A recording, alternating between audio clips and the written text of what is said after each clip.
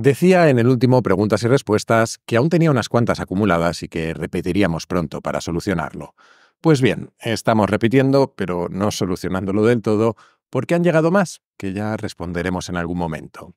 En el capítulo, como siempre, hay una mezcla curiosa de temas, aunque hay uno que predomina sobre el resto, la consciencia. Luego nos dolerá la cabeza a todos, parece que no aprendemos. La verdad es que cada vez me hacéis preguntas más difíciles y a mí me cuesta más responderlas. Por eso te recuerdo el número de WhatsApp al que puedes enviar tus notas de voz, haciendo tu propia pregunta o ayudándome a responder alguna, que seguro que me viene bien. Es el 683-172-622 con el prefijo 34 si lo mandas desde un número que no sea español.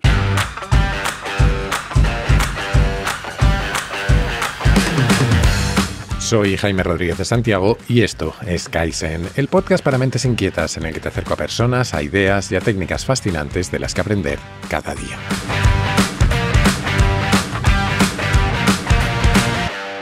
Vamos a empezar hoy con un audio que me mandó un habitual de estas preguntas y respuestas, Marcos Silva.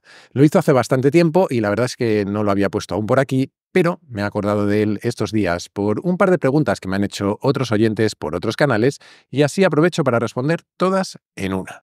Jaime, escuché tu entrevista a Marcos Vázquez. Me acordé de un profesor cuando era estudiante en el colegio hace muchas galaxias atrás y que decía era contrario a la educación física y a todo eso, ¿no? Y nos mostraba todos los premios Nobel de literatura y los grandes escritores y decía, muéstrenme uno de estos que haya hecho ejercicio. El único ejercicio es pensar. Bueno, tal vez para justificar que no hago educación física. A ver, Marcos, yo creo que tu profesor era un poco vago, la verdad. Según te escuchaba, la primera persona que se me vino a la cabeza fue un ilustre científico español, Ramón y Cajal, que no solo fue premio Nobel, sino que además era una bestia del deporte. De la misma manera que en este podcast se defiende que las distinciones entre disciplinas de conocimiento son un invento humano, debo decir que la separación entre la gente que piensa y la gente que hace deporte me da mucha rabia. Creo que todos podemos y debemos hacer ambas cosas, principalmente porque con ambas podemos disfrutar mucho. O eso pienso yo. Como decía, el comentario de Marcos me permite responder algunas preguntas que me han llegado, empezando por un par de personas que me pedían que tratara temas sobre ejercicio o me preguntaban qué deporte hacía yo. Creo que he dicho alguna vez que considero que parte de mi identidad es la de ser deportista. Independientemente de que a veces haga más y otras menos deporte, lo he hecho toda mi vida y aspiro a seguir haciéndolo durante el resto de ella. Sin embargo, si no hablo más de estos temas en el podcast, es porque creo que hay infinita gente que sabe mucho más que yo y que ya comunica y muy bien sobre ello, empezando por el propio Marcos Vázquez. A la pregunta concreta de qué deporte hago yo ahora, estoy en un momento de ejercicio más o menos frecuente, pero la verdad es que bastante relajado. En otras épocas he hecho un seguimiento más disciplinado, con un plan concreto y normalmente con un Excel para ver mi progresión. ¿Cómo no? Pero ahora básicamente voy 3 o 4 días por semana a un parque que tengo cerca de casa. Unos días corro, otros hago calistenia básica y otros las dos cosas, según me apetezca. Estoy más enfocado en la adherencia, es decir, en mantener el hábito, que en conseguir determinados objetivos. Lo que me lleva a una conversación que tuve con un oyente hace poco y que quería responder por aquí también. Este oyente se preguntaba, con cierta frustración, si eran verdad las rutinas que decimos que seguimos algunas personas que tenemos podcast, que si realmente nos daba tiempo a dormir 8 horas, meditar, hacer ejercicio, trabajar, comer sano, pasar tiempo con la familia, leer, escribir un diario y todas esas cosas que se supone que es necesario hacer para que la vida te vaya bien. En el caso de otros no lo sé. En el mío la verdad es que yo no hago todo eso. Y procuro no ser demasiado prescriptivo con lo que hay que hacer o no, porque soy consciente de que cada uno tenemos una vida distinta en la que encajar todas las piezas es más difícil en unos casos que en otros. Creo que he dicho alguna vez que me da cierto vértigo pensar que alguien pueda tomar al Jaime que sale en Kaizen como referencia de algo, porque, como pasa con cualquier otra persona que cree contenido, o seguramente con cualquiera de nuestras versiones en redes sociales, lo que muestro aquí es solo una parte de quién soy y de lo que hago. Hablo a veces de mis rutinas, de lo que hago, pero no suelo hablar de lo que, a cambio, dejo de poder hacer. Durante mucho tiempo, cuando alguien me preguntaba cómo me las arreglaba para hacer mi trabajo, los podcasts, dar clase y publicar un libro, por ejemplo, como el año pasado, mi respuesta era casi siempre la misma. Decía que no tenía hijos. Ahora las cosas han cambiado. Tengo hija, pero no tengo el trabajo que solía tener, así que sigo haciendo trampas. La realidad creo es que no hay fórmulas mágicas para hacer más o encajar más cosas en la agenda. Se pueden ganar eficiencias en todo lo que hacemos, pero con las que a lo mejor arañamos una o como mucho, no sé, 2 horas al día, que eso sí, acumuladas con el paso de la semana son muchas horas, aunque seguramente la mayor eficiencia es la de elegir bien tus batallas. Quizás no podemos tener una rutina absolutamente completa, pero probablemente podamos enfocarnos en las 2 o 3 cosas que sean esenciales para cada uno de nosotros. Vamos ahora con Gustavo, que nos trae una reflexión y una recomendación sobre la religión y la consciencia. Hola Jaime, ¿cómo estás? Me llamo Gustavo, soy de la ciudad de Capiatá, de Paraguay. Kaizen es mi podcast de cabecera y te agradezco mucho por el trabajo que haces. Creo que sos una persona que tiene una capacidad privilegiada de sintetizar y ordenar conocimiento a la vez de comunicar y transmitir para seguramente un gran espectro, una gran cantidad de personas. Así que muchas gracias por eso. Yo soy una persona que me considero creyente, soy católico de bautismo, pero mis prácticas religiosas o espirituales son un poco más laxas, más liberadas, ¿verdad? Te quería comentar sobre un libro que para mí es mi libro de espiritualidad de cabecera, que es la autobiografía de un yogi, de Paramahansa Yogananda, que de seguro que no soy la primera persona que te lo recomienda, pero creo que es un librazo, ¿verdad?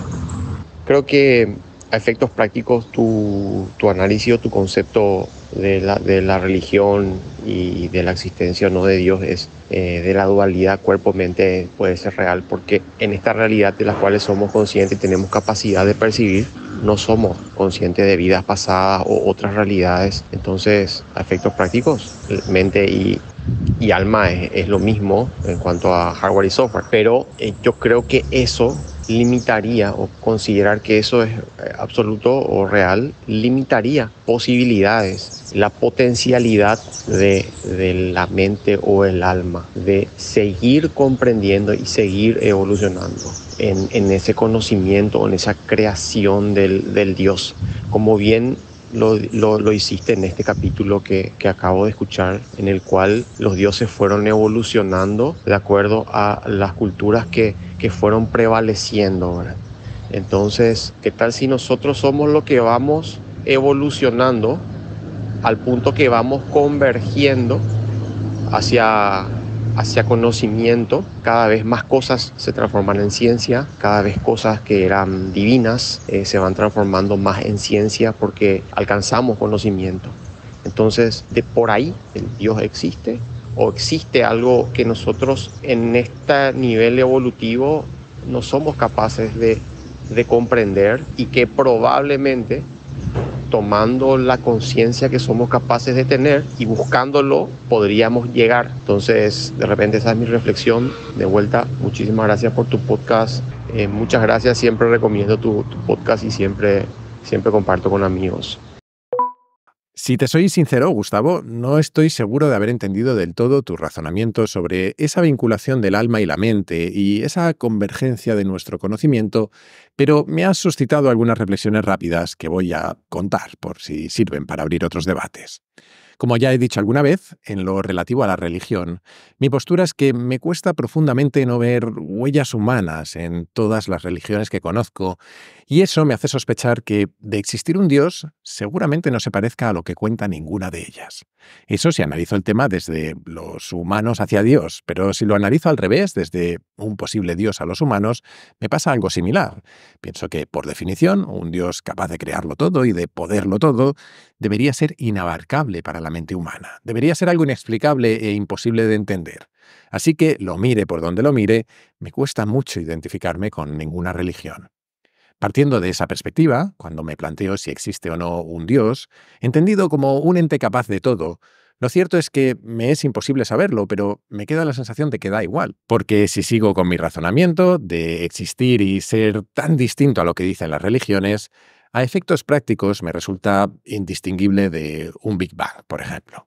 En el sentido de que tal vez esté ahí y puede que sea la razón última por la que las cosas suceden como suceden, pero su influencia en mi día a día, en cómo debo comportarme o no, no me resulta determinante. Me cuesta mucho pensar que un Dios omnipotente, que ha creado miles de millones de planetas y de estrellas, y quién sabe si de universos, tenga el más mínimo interés en que un ser insignificante como yo se comporte de determinada manera. Dicho lo cual, obviamente no tengo ni idea de si puede existir o no, o de si tal vez puede ser exactamente como lo describe alguna religión. Me mantengo abierto a esas posibilidades. Tal vez, como tú dices, estemos poco a poco convergiendo en nuestro entendimiento de todo y nos acerquemos gradualmente a conocerlo mejor. Y quizás haya algún tipo de alma o de continuo mental que nos acompañe, ya sea de la tierra al cielo o de vida en el samsara o hasta el nirvana. Aunque, como dices, al sernos ese continuo inaccesible, me parece a todos los efectos como si no existiera. Hay, eso sí, una idea más simple relacionada con todo esto que me fascina y que creo que he mencionado alguna vez hablando de consciencia. Porque tendemos a aceptar la idea de que, de alguna forma, hay niveles de consciencia, al menos en el hecho de que admitimos nuestra capacidad de ser conscientes de nosotros mismos y de lo que sucede a nuestro alrededor, y observamos en otras especies, animales o en nuestro propio desarrollo infantil, capacidades similares, aunque generalmente inferiores. Implícitamente estamos asumiendo que hay niveles. Vale, pero si existen esos niveles, ¿por qué iba a ser el nuestro el más desarrollado? Y sobre todo, ¿cómo sería tener una consciencia superior a la que tenemos? Y por si estas preguntas raras mías no fueran suficiente, vamos ahora con un audio de Manuel, también sobre la consciencia. Hola Jaime, has abierto la veda con la pregunta de la metafísica, así que te dejo otra que me trae de cabeza, y es, ¿por qué tenemos sensaciones? Y me explico, se da por hecho que el dolor, por ejemplo, se debe a que llega un impulso eléctrico al cerebro desde una parte del organismo que está dañada y esa sensación desagradable nos ayuda a actuar correctamente y evitar el daño. Otras sensaciones como el hambre, la sed, el esfuerzo o el frío pues actúan de formas similares, generándonos sensaciones que modifican nuestro comportamiento y nos ayudan a sobrevivir. Y aunque sabemos que a veces podemos sentir dolor sin daño o hambre sin déficit energético, e intuyo que esto tiene algo que ver con la respuesta, la pregunta va por el carácter circular de esta relación, y es ¿por qué necesita el sistema nervioso indicarse a sí mismo que hay un daño o una falta de hidratación? O sea, ¿por qué nos tortura con el dolor o la sensación de esfuerzo cuando en teoría es juez y parte? O sea, es el que produce la sensación y el que la interpreta. Y simplemente podría limitarse a saber que tenemos calor o que tenemos daño en una escala sin necesidad de experimentarlo, ¿no? Como si fuésemos un robot. Incluso ya me atrevo a plantear si significa esto que la conciencia y el sistema nervioso no son lo mismo. Bueno, no sé, ahí lo dejo. La respuesta corta, Manuel, es que no tengo ni idea. Sobre este aspecto tan concreto no he leído apenas o no lo recuerdo, así que todo lo que diga de aquí en adelante espero que nadie lo tome como algo científico o seguro porque va a ser un ejercicio de imaginación. Hecha esta advertencia, juguemos a pensar y si alguien de la audiencia se anima a darnos la respuesta correcta, es más que bienvenida. Si mal no recuerdo de cuando estudié bachillerato, aunque hace muchos años ya, nuestro sistema nervioso ya hace parte de lo que dices. Ante determinados daños, por ejemplo, si nos pinchamos con la espina de una rosa, antes de que seamos del todo conscientes del dolor, nuestro cuerpo reacciona, retirando la mano. Igualmente, frente a amenazas, nuestro sistema nervioso simpático se activa y empieza a desarrollar respuestas de huida o de lucha. Así que, para mí, la pregunta sería, ¿qué más nos aporta el hecho de hacernos conscientes de ese dolor? E intuitivamente se me ocurren algunas ideas que vete tú a saber si tienen algo de sentido o no. La primera es que tal vez la situación requiera una respuesta más sofisticada que simplemente retirar la mano. Quizás necesitemos cortar una hemorragia o, no sé, buscar un palo para apoyar el pie que nos hemos torcido. Quizás las respuestas automáticas no valen para todo y eso nos obliga a analizar la situación de forma consciente. Y me dirás, pero involucrar a la consciencia no tiene por qué significar sufrir, sino ser conscientes de un daño. Vale. La siguiente idea que se me ocurre es algo más complicada y no sé si voy a saber explicarla, aunque sobre esto sí he leído algo. Los seres humanos nos explicamos nuestro propio funcionamiento hablando del mundo de la razón y del mundo de la emoción. Pero lo que sea que sucede dentro de nosotros cuando razonamos o cuando sentimos miedo, dolor o alegría, no dejan de ser procesos fisiológicos que no parecen estar tan bien diferenciados como en nuestras explicaciones. Si te apetece leer sobre la relación entre la razón y las emociones, te animo a investigar a Antonio Damasio. Pero quedémonos con ese concepto de que están más entrelazadas y mezcladas de lo que nos parece. Lo que me lleva a la última idea. Sabemos también que el aprendizaje se vincula con las emociones. Aquello que asociamos a una emoción fuerte lo recordamos mejor. Así que supongo que el dolor quizás sirva como disparador del aprendizaje, para que no repitamos situaciones similares en el futuro. Pero insisto, no tengo ni idea. Así que vamos con alguien que sí sabe algo más de estos temas. El siguiente audio es de Andrés, que nos habla de algunos aspectos de la neurología asociada a la consciencia. Hola Jaime, ¿qué tal? Mira, me llamo Andrés Cuadrado, soy oyente tuyo. Siempre tratas temas que no suelo tener en mi vida y aprendo un mogollón contigo y agradecértelo mucho. Pero últimamente te has puesto a tocar cosas que sí que, bueno, pues que por el trabajo y tal, pues voy entendiendo más. Te has puesto con el tema de la vida, que me parece súper interesante y lo entiendo bastante como tú, la verdad. Y te has puesto con el tema de la conciencia. Aparte, me he estado ampliando un poquito, he estado escuchando a otra gente y es algo que por trabajo también, pues lo toco mucho.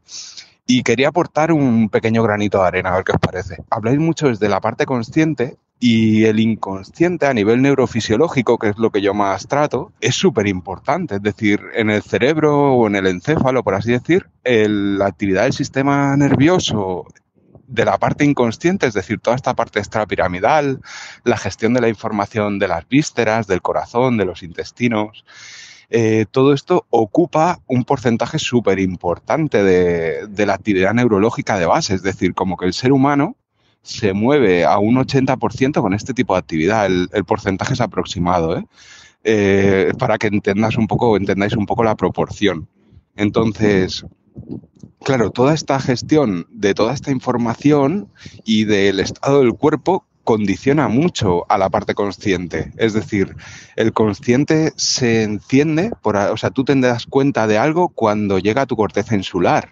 Llega una parte del sistema nervioso, información desde el tálamo, lo que se ha filtrado, que es necesario, ¿no? Por ejemplo, tienes frío y no te das cuenta hasta cierto momento, pero tú ya estabas con frío, tu cuerpo ha estado haciendo reacciones hasta que en un momento dado se ha activado esta parte consciente para buscar voy a calentarme o voy a tomar ciertas conductas de forma consciente. Entonces, claro, desde el enfoque que le dais, más humanista, más filosófico o científico también, ¿no? Pero la parte consciente, claro, abulta muchísimo. Pero a nivel fisiológico, por ejemplo, el tema del libre albedrío. Yo no puedo, por ejemplo, decidir lo que voy a comer porque hay muchas cosas que influencian esa decisión. Es decir, si según la microbiota que tenga, pues el cuerpo va a pedir más dulces, por ejemplo, y en el fondo tú decides lo que comes, pero si no hay otra cosa, no lo decides, ¿no? Pero no lo puedes decidir, ¿sabes? O sea, tú decides ciertas cosas y lo que te puedes permitir, ¿no? Yo con los pacientes, por ejemplo, es una de las cosas que pasa, ¿no? Puedes dar indicaciones, pero la mayoría de veces no lo asumen porque la persona toma las decisiones en base a lo que se puede permitir. Y mucho de esto depende del inconsciente, de esa parte un poquito así más olvidada, por así decir, ¿vale? Me podría tirar mucho rato hablando, pero si te parece lo dejo aquí. No sé si te aportará algo y si lo puedes usar. Si es así, un placer, y si no, pues muchas gracias también, ¿vale? Que vaya muy bien. ¿Cómo no vamos a usar esta joya, Andrés? De alguna manera, volvemos al debate que teníamos Samuel Gil y yo sobre la capacidad que tenemos de decidir. Personalmente, mi duda es ¿en qué punto entre los dos extremos está la verdad? Es decir, hay un extremo que es el de que somos soberanos absolutos de nuestras decisiones. Ese me parece evidentemente falso. Para empezar, porque, como dice Andrés, hay una enorme cantidad de actividad inconsciente en nuestro cuerpo que, como mínimo, influye mucho en nuestras decisiones si es que no las determina. En el otro extremo, en ese de que las determina, estaría la postura de Sam Harris y algunos otros, según la cual la realidad es que no tomamos ninguna decisión. Todas nos vienen dadas por mecanismos y fuerzas de las que no somos ni conscientes. Nuestra libertad para elegir, según ellos, es básicamente una ilusión. Y como decía en el capítulo con John y con Samuel, lo primero que tengo que hacer es admitir que esa posibilidad me incomoda profundamente y tal vez eso afecte a mi forma de ver las cosas. Aunque, según esta gente, lo que pasa es que no tengo más remedio que verlas como las veo. Bromas aparte, hay determinados aspectos de cómo funcionamos y de cómo pensamos que me parecen ligeramente incoherentes con ese extremo. Me dan ciertas sospechas. Empezando por la propia sensación de libre albedrío. Me cuesta encontrar una razón convincente para que sintamos que podemos decidir cuando no podemos hacer. No entiendo qué utilidad puede tener esa ilusión. Profundizando sobre esa sensación, creo que todos experimentamos distintos rangos de libertad a la hora de decidir según la situación. Por ejemplo, cuando nos dominan impulsos de esos que solemos llamar animales, cuando tenemos mucha hambre o estamos en mitad de una pelea o excitados sexualmente, solemos sentir como nuestra razón da un paso atrás. No podemos sacarnos de la cabeza el hambre que tenemos, de comida, de violencia o de lo que sea. Creo que todos vivimos esos momentos con una sensación, como mínimo, de que todo nos empuja a determinadas decisiones que nos son muy difíciles de evitar, como si se estrechara el campo de actuación que tenemos. Sin embargo, si contrastamos eso con otros momentos de nuestras vidas, al menos en mi caso, la sensación de libertad de elección es mucho mayor. Soy consciente de que esto no sirve para probar, pero a mí me genera dudas razonables. De hecho, mi otro punto al respecto en aquella charla con John y con Samuel estaba muy relacionado con la pregunta que ha hecho Manuel antes sobre las sensaciones. Si no tenemos capacidad de elección, ¿qué valor evolutivo aporta el dolor? ¿Para qué es necesario? En fin, sospecho que este tema va a seguir dándonos dolores de cabeza. De hecho, tengo algún capítulo pensado que se relaciona con estos asuntos, así que seguiremos dándole vueltas. Pero ahora vamos a cambiar de tercio y pasar a un tema recurrente, quizás el que más veces ha salido en estas preguntas y respuestas: las diferencias entre hombres y mujeres, con un audio de Vanessa que repite por aquí. Hola Jaime, nada, decirte que me ha hecho una ilusión ridícula escucharme en el último Kaizen y me han encantado los melonazos que has abierto sobre el tema de la igualdad. El primer melón que abriste, que es el tema del privilegio, que tal vez ya no hay en sociedades avanzadas, no hay ese privilegio más histórico, ¿no?, de géneros, en que todas las mujeres tienen menos privilegios que la mayoría de los hombres, y estoy totalmente de acuerdo. De hecho, el ejemplo que pones es igual hay más gap entre una mujer que tiene hijos en cuanto a falta de privilegios con respecto a una mujer simplemente por el hecho de ser mujer. Totalmente cierto. Mi merma en privilegios o la diferencia con respecto a mis compañeros hombres la he notado especialmente después de ser madre. Hasta ese momento no lo había percibido así. Ciertamente igual tenemos que atomizar más y ver un poco más las causas de ciertas discriminaciones o ciertos privilegios. El segundo melonazo, que me encanta porque cambié de opinión hace relativamente poco sobre el tema, es el de que si empujamos por una igualdad, vamos a decir forzar de cierta forma a las mujeres a adoptar profesiones tradicionalmente masculinas, igual vamos en contra del deseo de la mayoría o de lo que dicta un poco la biología, ¿no? Y ahí pues también te tengo que dar la razón. Siempre tuve muchísima vocación científica, de hecho soy ingeniera, y me parecía incomprensible que la mayoría de las mujeres no se decidieran por una vocación científica. Entonces yo compré desde pequeña compré el argumento de que probablemente es porque faltaban ejemplos o que la sociedad de alguna forma inconscientemente nos guiaba hacia otro camino o había presiones inconscientes que adoptáramos roles más de cuidado y demás. Y ahí estaba yo con mi teoría como activista feminista toda contenta hasta que me topé con el estudio de la paradoja de la igualdad, de que en países donde hay más igualdad efectiva entre hombres y mujeres, es decir, donde las mujeres tienen más libertad para escoger qué profesión van a escoger o van a ejercer, se vuelve más a los roles tradicionales de género. En Suecia y en Dinamarca hay menos mujeres dedicándose a las STEM que en otros países más, se llegaba hasta extremos como en países tipo Irán o demás. Y me pareció, me voló la cabeza. Hasta que, claro, el argumento es, cuando tienes la libertad de elección total, sin ningún tipo de presión de la sociedad para escoger una profesión u otra, hay una tendencia a que las mujeres se sientan más atraídas hacia roles de cuidado. Podríamos ver de dónde viene eso, pero parece que es una tendencia biológica innata. Entonces ahí ya cambié un poco la perspectiva y dije, bueno, igual para conseguir la igualdad no tenemos que empujar a las mujeres a asumir roles más masculinos, sino que debemos darle un estatus mayor a las tareas tradicionalmente femeninas. Empezar a tratar las profesiones de cuidado con el mismo estatus y valor para la sociedad, porque para mí lo tienen, que un ingeniero o un matemático. De hecho, en esa decisión de a qué dedicarse, a los hombres les guía más la promesa del estatus, ¿no?, que a nosotras. Y eso se ve en la carrera de matemáticas, que hace unos años, bueno, diría casi unas décadas, una de las mayores salidas era la enseñanza, con lo cual era una de las carreras técnicas o científicas en las que había más igualdad. Había más de un 50% de mujeres en la carrera de matemáticas. Ahora cada vez hay menos mujeres en matemáticas, y una de las razones es porque ahora es una carrera muy bien valorada en el sector privado, con el análisis de Big Data y demás, y tiene un estatus que no tiene la enseñanza. Así, a grosso modo y pinceladas de cuñado de bar. Pero simplemente me encanta este tema y quería seguir la discusión. Muchas gracias. No me voy a extender porque hemos hablado mucho de estos temas y seguro que volvemos a ellos, pero me parece interesante profundizar en un par de aspectos y llevarme un poco la contraria a mí mismo, o más bien matizar algunas de mis palabras anteriores. Igual que pienso que quizás conviene hacer una aproximación más granular o más específica a las desigualdades laborales, por ejemplo, diferenciando la brecha de oportunidad entre hombres y mujeres, de la que hay entre madres y el resto. Creo que también debemos ser más específicos a la hora de analizar los problemas en este y en otros ámbitos. Sobre el ámbito laboral, hace poco he leído un libro que tenía pendiente, Lean In, Vayamos Adelante, creo que lo llamaron en español, que está escrito por Sheryl Sandberg, una mujer que fue COO de Facebook durante muchos años.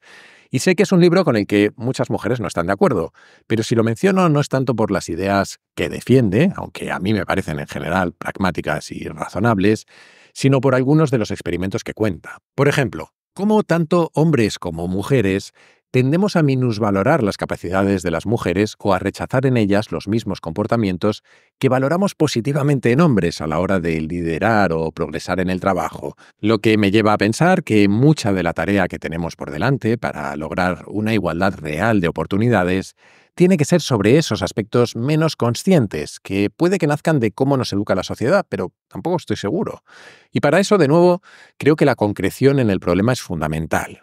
Pienso que cuando metemos en el mismo saco todos los problemas, perdemos efectividad para resolverlos. Lo que no quiere decir que no haya desigualdades e injusticias que afecten a todas las mujeres. Pensando más allá del trabajo, creo que hay indudablemente un problema de violencia machista que parece afectar a las mujeres en general. Imagino que habrá subgrupos más vulnerables, pero parece bastante transversal. Desconozco si el problema es mayor o menor que hace décadas y tampoco sé si vamos en la dirección apropiada, dado que, según tengo entendido, desgraciadamente las cifras no varían mucho. Pero para mí es evidente que no está resuelto y tampoco entiendo que haya quien lo minimice. En resumen, tiendo a pensar que, sin negar que pueda haber relaciones entre todos estos temas, es más útil tratar cada uno de ellos de forma focalizada, identificando las poblaciones realmente afectadas, que diluyéndolos en un conjunto en el que se mezclan con otros muchos. De la misma forma que no creo que fuera útil abordar problemáticas que afectan desproporcionadamente a los hombres, como los suicidios o las muertes por accidentes de trabajo, con un mismo paraguas. La que no tengo tan clara es esa paradoja de la igualdad que mencionas. No porque no sea cierta, que yo también he leído lo mismo, sino porque, por un lado, no sé dónde está su origen y, por otro, no sé si lo que nos debe importar es el origen. Y me explico. Hablando de este tema precisamente con una mujer del norte de Europa, no tan al norte como Suecia o Dinamarca, pero casi, me decía que incluso en esas sociedades la componente de socialización hacia determinados comportamientos al crecer era muy fuerte. Que efectivamente a las niñas se les animaba a estudiar lo mismo que los hombres y se les exponía a las mismas materias y actividades, pero que seguía habiendo muchas influencias durante toda la infancia en la forma de jugar, en la forma de crecer o de relacionarse que empujaban a diferencias de géneros. De alguna forma, esta paradoja podría entenderse de otra manera. Una vez que la sociedad percibe que ha acabado con las raíces más obvias que conducen a la desigualdad, se relaja y cae presa de las menos obvias o más inconscientes. O tal vez lo que suceda es lo que parece. Ante una mayor libertad, revertimos a comportamientos más adaptados a nuestra biología. Sospecho que lo más probable es que sea una combinación de las dos cosas, pero también creo que el origen da un poco igual. Mi punto el otro día era que no sabía, y lo decía en el sentido literal de desconocimiento, si en la búsqueda de una mayor igualdad estábamos empujando a mujeres a un comportamiento que quizás no las harían tan felices como el que tendrían con otro conjunto de influencias alrededor. Porque creo que siempre va a haber influencias. Aquí vuelvo al tema del libre albedrío. No podemos no influir. No creo que exista ninguna forma de sociedad completamente aséptica. Por eso creo que, más que fijarnos en el origen, tal vez deberíamos fijarnos en el fin, que tal y como lo veo yo, debería ser el de tratar que el mayor número de mujeres y de hombres se sientan a gusto con sus vidas, signifique lo que signifique en términos de igualdad o de diferencias. Y dicho esto, vamos a un tema algo más sencillo. Un audio de Javier sobre la confianza con los oyentes. Buenos días, Jaime. ¿Qué tal? Mi nombre es Javier y bueno, primero de todo quería agradecer tu podcast. Llevo años siguiéndolo y no sé si eres consciente de lo útil que puede ser a muchas personas, sobre todo en momentos difíciles de la vida. Yo pasé por una zona valle, una travesía por el desierto, y uno de los hitos en los que me apoyé para salir del pozo en el que me sentía es tu podcast y otros de gente también que has entrevistado, leer libros que has aconsejado y etcétera, ¿no? Entonces, primero de todo agradecértelo, ¿no? Pensando en eso, el otro día le daba vueltas a un concepto que no sé, seguramente habrás hablado de él, pero no lo recuerdo ahora mismo, son tantos audios, que es el de la confianza, ¿no? Como hay personas, como es tu caso, que nos generan confianza y que podemos, bueno, pues confiar en, por ejemplo, en los patrocinadores que te apoyan, en las cosas que dices, incluso pues, gente que a lo mejor propone cosas sobre nutrición y le seguimos porque tenemos confianza, ¿no? Y también, a colación de esto, ¿qué pasaría si se rompe esa confianza, ¿no? Imagina que alguien que seguimos pues anuncia cosas que en un momento dado se descubre que son falsas, o cosas que nos dice no son ciertas. ¿Cómo puede afectarnos que se haya roto esa confianza, ¿no? Es decir, ese sentirnos defraudados es mucho más brutal que si lo hace otra persona. Seguramente por una de las cosas que creo que tú también has comentado, o alguien de los que has entrevistado, que que alguien te defraude depende de las expectativis que pones en esa persona, ¿no? Entonces las expectativas son altas. No sé si alguna vez has pensado sobre eso también, cómo te afecta a ti, por ejemplo, si tienes la sensación a veces de que tienes una responsabilidad de no defraudar a tus seguidores. Bueno, pues lo dicho, un abrazo, muchas gracias por todo y que te vaya bien y suerte con tu faceta de padre. Un fuerte abrazo, hasta luego. Pues es tal y como lo has dicho, Javier, una responsabilidad. Por eso procuro buscar patrocinadores que ya use o cuyo servicio o producto me gustaría usar o me parezca realmente útil. De hecho, he rechazado bastantes patrocinadores porque no encajaban conmigo. Por poner un ejemplo muy obvio, bebidas alcohólicas. Yo soy básicamente abstemio. Puede que beba una vez al trimestre y hay trimestres que ni eso. Así que ahí hay un primer filtro. Claro, que eso no me evita que en algún momento algún patrocinador haga algo que no encaje conmigo o simplemente se comporte de una forma de la que yo no era consciente al anunciarlo. No me ha sucedido hasta ahora, pero si sucede, creo que solo hay una salida. Explicarlo y, si fuera así, decir que me he equivocado y pedir perdón. La verdad es que espero que eso no pase, porque en general tiendo a tratar de forma bastante cercana a los patrocinadores y a muchos de ellos los conozco personalmente, conozco algo de su trayectoria y eso me suele dar a mí mismo la confianza que luego intento transmitiros a los oyentes. Lo otro que hago es que siempre que puedo cuento cosas reales de mi experiencia con los productos o servicios que anuncio. Cuando digo que tengo esos productos en casa o que uso determinado servicio es porque lo hago de verdad, que hay quien me lo ha preguntado alguna vez. Si no, supongo que haría cuñas mucho más estándar. Dicho todo esto, es cierto que a veces es difícil encontrar patrocinadores. El mercado español no está muy desarrollado y hay quienes se anuncian esperando un resultado distinto al que van a obtener. En mi opinión, los podcasts, más que para vender inmediatamente, creo que sirven para apoyar en la construcción de una marca, en que la gente la conozca, la recuerde y la asocie a alguien con quien, como dices, Javier, tienen una cierta confianza. Así que Aprovecho para animar a quienes entendáis la publicidad así y queráis anunciaros en Kaizen a escribirme o entrar en mi web, que aún me queda algún hueco de aquí al final de temporada. Vamos a ir terminando, en este caso con una pregunta de Sinclair, que ya hemos tratado en Nada que Ganar, pero que no quería dejar de responder por aquí también. Hola Jaime. Bueno, antes de nada, enhorabuena por el podcast.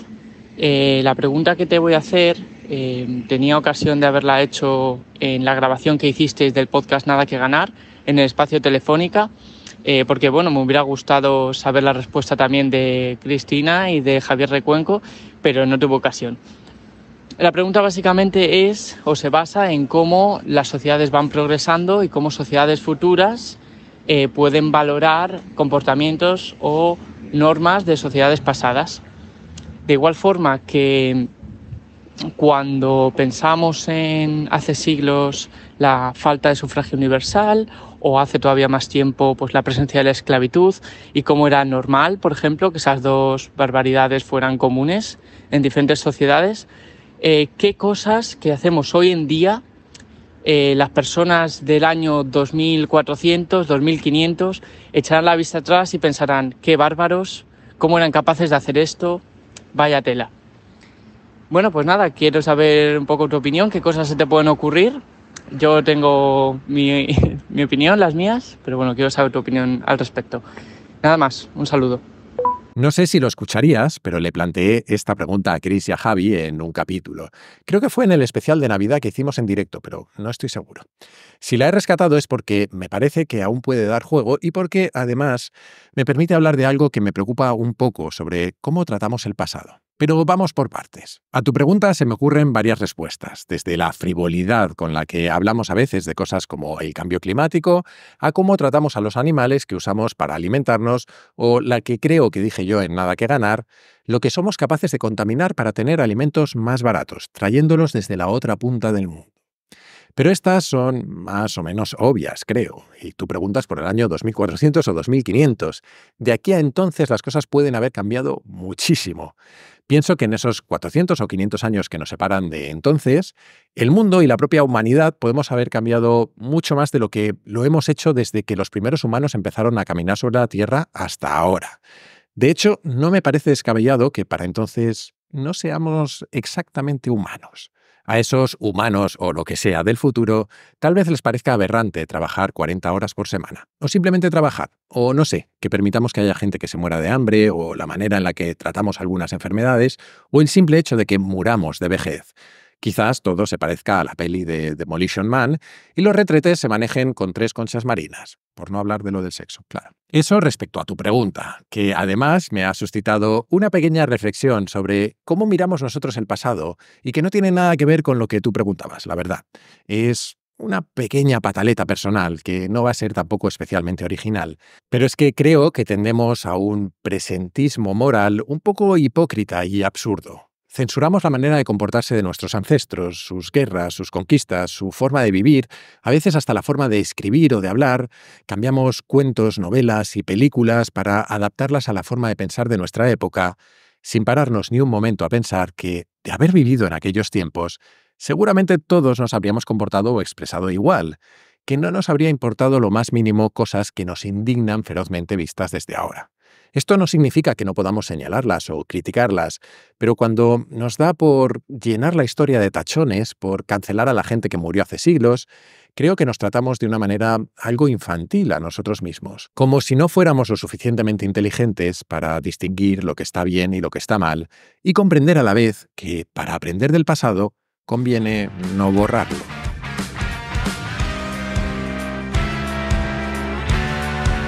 Y hasta aquí el capítulo de esta semana. Espero que te haya gustado. La que viene volveremos con otro tema. Mientras tanto, te animo, como siempre, a suscribirte y recomendar Kaizen en tu plataforma de podcast preferida, en YouTube, en redes sociales o, como creo que es mejor, a tus amigos. Así me ayudas a que el podcast siga creciendo. Además, si te gusta Kaizen, puedes unirte a la comunidad, una forma de apoyarlo económicamente, que yo lo agradezco mucho, pero también de tener un montón de ventajas. Tendrás acceso a un foro en el que encontrarás a otros curiosos compulsivos, recomendaciones de cientos de libros y películas, acceso a contenidos exclusivos, a un feed sin publicidad, a los encuentros que organizamos cada mes y también acceso prioritario a los capítulos que voy a grabar con público. Para hacerlo solo tienes que entrar en mi web, jaimerodriguezdesantiago.com, y hacer clic en el banner rojo. Y desde esa misma web o desde mi Twitter, @jaime_rdes, puedes hacerme llegar tus sugerencias, tus comentarios, lo que tú quieras. Siempre contesto, aunque a veces tardo un poco. Y recuerda que si quieres participar en el podcast, puedes hacerlo enviando tus notas de audio por WhatsApp al siguiente número, 683-172-622, con el prefijo 34 si lo mandas desde fuera de España. Y esto es todo por hoy. Como siempre, muchísimas gracias por estar ahí y hasta la próxima.